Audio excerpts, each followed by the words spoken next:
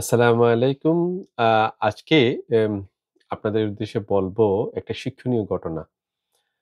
যারা আম পৃথিবীর বিভিন্ন প্রান্ত থেকে ইংল্যান্ডে এসে বসতি স্থাপন করেছেন এবং ব্রিটিশ হয়েছেন, তাদের উদ্দেশ্যে এ এ হয়তো অনেকের জানা বা হয়তো অনেকেরই জানা। তা আমার পার্সোনাল ওপিনিয়ন হলো হয়তো অনেকেরই জানা নেই। সেন্ট জর্জ অ্যা এবং এই যে ইউনিয়ন জ্যাক ফ্ল্যাগের ঘটনাগুলো আপনার সামনে তুলে ধরব। আপনারা ইদানিং দেখছেন যে বিভিন্ন রাইট উইং টমি ই ই অ বিভিন্ন বিএনপি বা উম যারা রাইট উইং ডানপন্থী দলগুলো ইউনিয়ন জ্যাক নিয়ে বিভিন্নভাবে ইন্টিমিডেশন করতেছে এ এ ইমিগ্রেশনদের সাথে।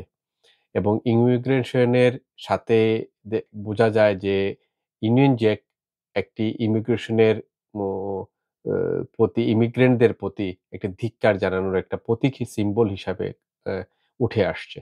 তো সেই প্রেক্ষাপটে আমরা ইউনিয়ন জ্যাক এবং সেই সেন্ট জর্জ সম্পর্কে কিছু আপনাদের সামনে আলোচনা করব। তো আলোচনার শুরুতেই যে কথাটুকু আপনারা কি জানেন যে এই সেন্ট জর্জ অ্যা অ্যা যে ব্যক্তি সেইন্ট সাধু অ উনি কোনদিনই ইংল্যান্ডে আসে নাই এবং উনি ইংলিশও নয় এবং দের সাথে কোনো আম ভাবেই ভৌগোলিকভাবেও উনি সম্পর্কিত নয়। শ্রোতা বন্ধুরা, যে এই যে সেন্ট জর্জ সম্পর্কে আমাদের ধারণাটুকু আমরা আসলে অনেকেই জানি না। তো সেই ভিন্ন প্রেক্ষাপটে আমি আপনাদের সামনে সেন্ট জর্জকে তুলে ধরব। ইংল্যান্ডের পতাকাটা, ইংল্যান্ডের প্যাট্রিয়টিজম বা স্বাধীনতার প্রতীক যদি মনে করেন আপনি, সব ব্রিটিশদের প্রতীক সেন্ট জর্জকে নিয়ে কেন্দ্র করে। এবং যারা আজকে এ এ এ নিজের সেন্ট জর্জকে নিজের মানুষ হিসেবে গ্রহণ করেন, এই ব্যক্তিটি জন্মগ্রহণ করছে মানে টার্কিতে, আনাতোলিয়া, টার্কিতে। তো সেই ব্যক্তির বাবা ছিল একজন টার্কিশ গ্রিক গ্রিক সোলজার এবং মা ছিল ফিলিস্তিনের একজন অ্যা অধিবাসী। তো সেই প্রেক্ষাপটে এ ব্রিটিশরা কিভাবে এই সেন্ট জর্জকে এ যে আপনার নিজের আত্মস্থ করে নিল। তো এটা জানার জন্য ভেরি ফ্যাসিনেটিং আমার কাছে মনে হয়েছে যে এটা আপনাদেরকে জানানোটা উচিত আমাদের। তো আমরা যে তার অ যে সেন্ট গ্রেগরিয়াস ছিলেন একজন রোমান, তার বাবা ছিলেন রোমান একজন সেনা কর্মকর্তা। মা ছিলেন পলিসিয়া, একজন স্থানীয় নারী এবং উনি ফিলিস্তিন থেকে আসছেন এবং দুজনই খ্রিস্টান ছিলেন। অনেকে বলে থাকেন যে তার বাবা খ্রিস্টান ছিলেন না এবং জর্জ ধর্মীয় মূল্যবোধে খ্রিস্টানদের মাধ্যমে বেড়ে ওঠেন। তখন ওই সময় যে বাইজেন্টাইন সম্রাট ছিল আপনার ডায়োক্লিটিয়াস, খ্রিস্টানদের উপর ব্যাপক নির্যাতন শুরু করে। অত্যাচার নির্যাতন করে শুরু করে এবং তার সৈন্যবাহিনীর মধ্যে যারা আপনার খ্রিস্টান তাদের উপরেও অত্যাচার নির্যাতন বেড়ে দেয়। তখন সেন্ট জর্জের উপরে এ অত্যাচার রাজা কি করলেন? তাকে ধরে তাকে বললেন যে, "তুমি খ্রিস্টান ধর্ম ত্যাগ করতে হবে।" এবং সে এই জায়গাতে অস্বীকৃতি জানায় এবং তারা তাকে নির্মম ভাবে খ্রিস্ট তি ৩০৩ খ্রিস্টাব্দে তারকে শহীদ করে ফেলে। আত মানে তার মৃত্যুবরণ হয় বা তাকে আত্মাহুতি দিতে হয় তাকে। এই সেন্টসের যে আ আম এ যে আত্মত্যাগ একটি গল্পের পরিণত করে এবং সে থেকে ম আ আস পুরো ইউরোপের খ্রিস্টান সম্প্রদায় তাকে সেইন্ট হিসাবে তাকে নিজস্ব আত্মস্থ করে এবং এটাকে রূপকথার গল্প হিসাবে বর্ণনা করতে থাকে।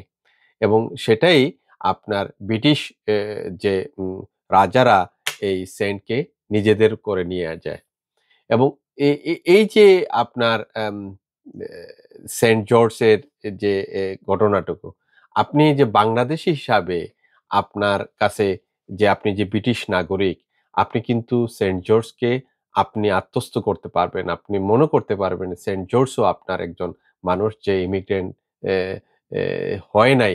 কিন্তু একজন একজন বিদেশী মানুষকে ব্রিটিশ সমাজ, ব্রিটিশ সোসাইটি কিভাবে হিরোজে পরিণত করেছে। তো এটার আরেকটা দিক হইতে পারে যে আপনার এ ১১শ শতাব্দীতে সেন্ট জর্জের আরেকটা কাহিনী আপনাদেরকে বলব যেটা খুব প্রাসঙ্গিক। সেটা হলো যে একটি যদিও এটা একটা রূপকল্প, এটাই ড্রাগনের সাথে সম্পর্কিত। যে কি? যে সেন্ট জর্জ আম কোন একটি শহরে একটি ড্রাগন আক্রমণ করে। এবং এই ড্রাগন আপনার ১ম এ ছাগল দিয়ে ড্রাগনকে আত্মস্থ করা হইতো। যখন সব ছাগল শেষ হয়ে গেল, তখন মানুষ দেওয়া শুরু হলো। কিন্তু একটা পর্যায়ে এই মেয়েদেরকে দিতে, দিতে রাজকন্যার পালা চলে আসলো। রাজকন্যার পালা আসার কারণে রাজা খুব চিন্তিত হলেন। এই সময়ে সেন্ট জর্জ এই এই উম ড্রাগনকে বধ করে আপনার রাজকন্যাকে মুক্ত করে। সেই সাথে এই যে ব্রিটিশদের সাথে ড্রাগনের সাথে সেন্ট জর্জের একটা সম্পর্কিত উম আ রয়েছে। আরেকটি প্রাসঙ্গিক এটা অন্যদিন আপনাদেরকে বলবো যে ক্রুসেডের সাথে সেন্ট জর্জের একটা ভালো প্রাসঙ্গিক একটা আছে।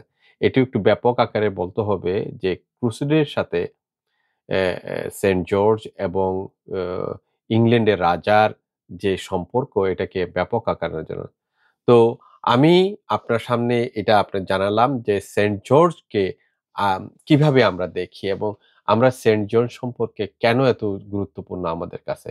তো এটা যারা আমরা ব্রিটিশ বা যারা ব্রিটিশ ফ্ল্যাগকে চিন্তা করেন, যারা ব্রিক্স ক্রসকে চিন্তা করেন, লাল ক্রস উম তারপরে আপনার সাদার উপরে এবং এই যে ড্রাগনের কথা আপনারা যারা দেখেন, তারা একটু বুঝতে পারবেন যে এই সেন্ট জর্জ এবং ড্রাগন এবং এই এই ফ্ল্যাগটির মর্মার্থটা কোন জায়গায় এবং কেন ব্রিটিশরা সেন্ট জর্জকে তাদেরকে আশ্বস্ত করছেন, তারা হিরো হিসাবে, সেন্ট হিসাবে গ্রহণ করেছেন।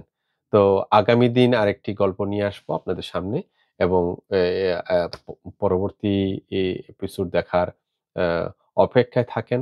আর আমাকে লাইক করবেন, ফলো করবেন। আমার চ্যানেলগুলোকে সাবস্ক্রাইব করবেন। তাহলে আপনাদের সামনে আবারও আসতে পারবো। ধন্যবাদ সবাইকে।